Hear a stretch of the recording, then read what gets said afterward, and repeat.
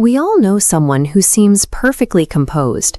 They are deeply empathetic, completely reliable, and quietly manage to keep everything running smoothly while the rest of the world spins in chaotic motion. But behind that polished exterior, sitting still actually triggers anxiety. When things are quiet, their nervous system stays on high alert. Doing nothing feels incredibly uneasy. Try offering them help, and they will instinctively refuse. When they do finally accept support, it rarely brings them comfort. Instead, receiving care leaves them feeling a profound sense of guilt. That guilt stems from a deeply ingrained assumption. They operate on the belief that minimizing their own needs is mandatory, and that if they are being taken care of, someone else is being unfairly burdened. Curious, why does maintaining such an extreme level of strength and independence feel so utterly exhausting? This exhausting paradox is the direct result of a nervous system adaptation operating exactly as it was trained to. To understand why, we have to look at childhood. Standard emotional development relies on a predictable timeline where a child has consistent safety and external support to learn how to process feelings. This outlines parentification, comparing a standard developmental path to a compressed timeline. When expected to manage complex emotions before they're ready, the child's brain adapts. As this loop demonstrates, external problem-solving rapidly expands, pushing internal needs completely out of the cycle.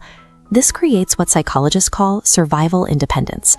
The child stops asking for help and stops expecting comfort because consistent support simply isn't available.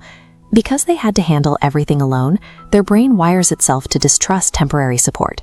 Any help that might disappear feels like a direct threat to their survival. These children manufactured their strength because their environment presented absolutely no other option.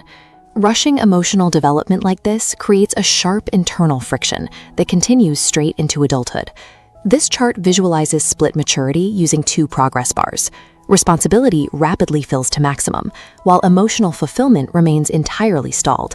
Internally, that maxed-out responsibility bar emits warning signals, feeding straight into chronic stress, leaving them confused and emotionally unfulfilled. This uneven development also creates guarded empathy. They possess a seemingly magical ability to walk into a room, sense subtle shifts in mood, and anticipate problems. This hyper-awareness is a hyper-vigilant defense mechanism, forged so they could safely navigate volatile environments. They keep a strict guard up because they intimately know the high emotional cost of caring for others without protecting themselves first. These dual tracks create an adult operating as a highly tuned radar for everyone else's distress, while remaining completely blind to their own needs. Bringing this back to the present day and viewing the highly capable adult through this clinical lens, that heavy weight begins to dissolve. Developmental psychology does not classify this hyper-independent nervous system as broken. Your current struggles are the lingering echoes of a wildly successful survival strategy. You adapted to extreme pressure, and it kept you safe. The reason resting feels so anxious is that your nervous system learned strength long before it ever encountered softness. When things are calm, your body still anticipates a crisis. Healing for this specific demographic means actively teaching the nervous system that the threat is gone.